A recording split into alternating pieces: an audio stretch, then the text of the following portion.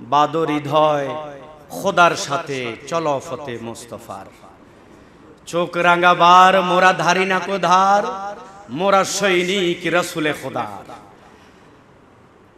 রাবেতায়ে উলামায়ে আহলে সুন্নাত বাংলাদেশ কর্তৃক আয়োজিত ইমামে আজম হযরতে আবু হানিফা রাহমাতুল্লাহ আলাইহি কনফারেন্স অনুষ্ঠিত হতে যাচ্ছে। এই কনফারেন্সের সম্মানিত সভাপতি মঞ্চে উপবিষ্ট আছেন সম্মানিত শাইখুল হাদিস, উচ্চ পর্যায়ের শীর্ষস্থানীয় সম্মানিত উলামায়ে কেরাম, সম্মানিত আলোচকবৃন্দ, সমবেত আমার প্রাণপ্রিয় ভাইয়েরা, আসসালামু আলাইকুম ওয়া রাহমাতুল্লাহ। আসলে আমি অ্যাডভোকেট মানুষ, বক্তব্য রাখতে যাব না, তবে কসিদায়ে নোমান একটুখানি দেখেছিলাম। সেখানে হযরতে ইমামে আজম লিখেছেন, ওগো আল্লাহর রাসূল রাহমাতাল লিল আলামিন, আপনি আল্লাহর পক্ষ হতে যেই সম্পদের বা যেই টুকুনের মালিক হয়েছেন, সেখান থেকে আমাকে একটুখানি দান করুন। এই ইমামে আজম, আমরা আইনের মানুষ হিসেবে বলতে চাই, আমাদের এই বাংলাদেশে মুসলিম ল, মুসলিম জুরিসপ্রুডেন্স, মুসলিম উত্তরাধিকার আইন এইগুলো আছে এবং এখানে 4th স্কুল, 4টা স্কুল ভাগ করা হয়েছে। প্রথম যে স্কুল সেটা হচ্ছে হযরত ইমামে আজম রাদিয়াল্লাহু তাআলা ওনার স্কুল। দ্বিতীয়ত শাফি, মালিকি, হাম্বলি, এইভাবে তৃতীয় চতুর্থ এইভাবে আছে। আমরা যারা আইনের বিষয় নিয়ে, উত্তরাধিকার আইন, সিভিল এন্ড ক্রিমিনাল প্রসিডিউর নিয়ে ওকালতি করি, আমাদের সিভিল লয়ে এখানে যে মামলা মোকদ্দমা হয়, উত্তরাধিকার বিষয়গুলো নিয়ে যে হয়, এটা কিন্তু ইমামে আজমের সেই থিওরিকে ফলো করা ছাড়া সমাধান হওয়া সম্ভবপর নয়। ভিন্নভাবে মুসলিম জুরিসপ্রুডেন্সে সুন্নি বলা হয়েছে, সুন্নি ল বলা হয়েছে। অনেকে বলে সুন্নি, এটা আবার সুন্নিয়ত কি, সুন্নি কি? আমার আগে এখানে মূল্যবান বক্তব্য অবশ্যই হয়েছে, আমার চাইতে বেশি বেশি মূল্যবান বক্তব্য এখানে সম্মানিত আলোচক বৃন্দরা রাখবেন। সুন্নি কি? সুন্নি যদি না বুঝেন তাহলে মালিকানা টালিকানা এগুলি ছেড়ে দেন। উত্তরাধিকার সম্পদের আমি মালিক, আমি নাতিপতি, আমি নানা নারী থেকে পাই, আমি দাদা দাদি থেকে পাই, আমার স্ত্রী স্বামী থেকে পায়, আবার বাপের দিকে পায়, মায়ের দিকে পায়, এগুলি বাদ দিয়ে দেন। এগুলি সব সুন্নি ল থেকে এগুলি বের করা হয়েছে এবং ওইভাবে বিচার ফয়সালা কোর্ট কাছারির মধ্যে চলছে। এইগুলিকে অস্বীকার করতে পারবেন না আমার ভাইয়েরা। এই আলোচনাগুলো আমাদের সম্মানিত উলামায়ে কেরাম করবেন।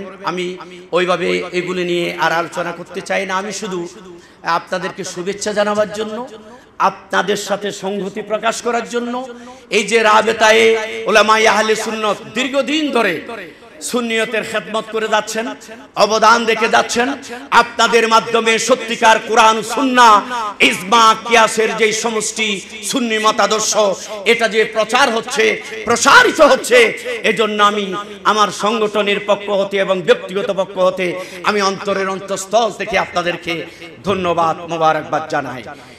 সাথে সাথে বলবো, আপনারা জানেন যে 26 তারিখ সেই রাজধানীর সোহরাওয়ার্দী উদ্যানে, ঐতিহাসিক সেই ময়দানে ফিলিস্তিন ইস্যুকে সামনে নিয়ে মুভমেন্ট ফর এ ফ্রি ফিলিস্তিন এর আয়োজনে বিশাল সমাবেশ হতে যাচ্ছে। সেখানে শুধু তাকবীরের স্লোগান নয়, নারে রিসালতের স্লোগান চলবে। সেখানে কালমা খচিত পতাকা চলবে। সেখানে বাংলাদেশ এবং ফিলিস্তিনের পতাকা পথ করে উড়বে। আমার ভাইয়েরা, আপনারা সবাই শরীক হবেন, শামিল হবেন, সহযোগিতা করবেন। এক একজন বর্দে মুজাহিদ হিসেবে আপনারা ভূমিকা সেখানে রাখার জন্য চেষ্টা করবেন। আমরা গাড়ি দিতে পারবো না, আমরা অন্য কিছু দিতে পারবো না। আপনাদের নিজ নিজ আয়োজনে সব উদ্যোগে আপনারা যাওয়ার জন্য ব্যবস্থা করে আপনারা চলে যাবেন। ওমর সাহেব তো রাবেতার আলহামদুলিল্লাহ আমার ছোট ভাই, আমার অত্যন্ত মহব্বতের আসলে সভাপতি। আমি অন্তঃস্থল থেকে ধন্যবাদ জানাই আপনাদের সবাইকে। সাথে সাথে বলবো, আজ যেই সময়ে আপনাদের এই অনুষ্ঠান। একদিকে ফিলিস্তিনে 51,000-এর চাইতে বেশি নারী, পুরুষ, শিশু, মা, বোন, যুবক যুবতীদেরকে নৃশংসভাবে হত্যা করেছে। হত্যাযজ্ঞ এখনো অব্যাহত আছে। অন্যদিকে সেই ভারত আধিপত্যবাদী ব্রাহ্মণ্যবাদী রাষ্ট্র, সেখানেও কারবালা চলছে। সেখানে কারবালা চলছে। ওয়াকফ আইনকে ইস্যু করে সেটা বাতিল করে তারা মাজার, মসজিদ, এমনকি মুসলমান নরনারী ভাই বোনদেরকে নৃশংসভাবে হত্যা করছে। নিন্দা জানাবার ভাষা নেই। জাতিসংঘের সেই fundamental rights, human rights, Magna Carta সব কিছু যেন শেষ হয়ে গিয়েছে। কোনো মানবাধিকার নাই, মানবাধিকার নাই।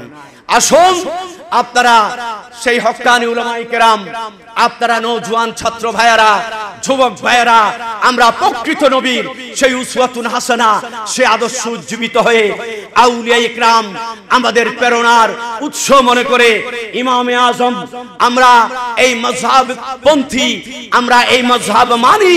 কাজে এই স্লোগান তুলে চলুন সমস্ত সাহাবায়ে কেরাম সত্যের মাপকাঠি হিসেবে বিশ্বাস করে আমরা সামনের দিকে অগ্রসর হই। রাজি আছেন তো? ইনশাআল্লাহ কাজ করবেন, ঐক্যবদ্ধ হবেন। আমি আপনাদের সবাইকে ধন্যবাদ, মোবারকবাদ জানিয়ে আমার কথা শেষ করব। কবি নজরুলের সেই কবিতার অংশ সবখানে বলি, এখানেও একটুখানি বলি। মহাবিদ্রোহী রণক্লান্ত, মোরা সেদিন হব শান্ত, যবে উৎপীড়িতের ক্রন্দন রোল আকাশে বাতাসে ধ্বনিবে না, অত্যাচারীর খড়গ কৃফান ভীম রণভূমে রণিবে না। মহাবিদ্রোহী রণক্লান্ত, সবাই বলেন মোরা সেদিন হব শান্ত, মোরা সেদিন হব শান্ত। রাবেতায়ে উলামায়ে আহলে সুন্নাত বাংলাদেশকে অসংখ্য ধন্যবাদ, মোবারকবাদ। সমস্ত উপস্থিতিকে ধন্যবাদ, মোবারকবাদ, শুভেচ্ছা জানিয়ে শেষ করি। আসসালামু আলাইকুম ওয়া রাহমাতুল্লাহ।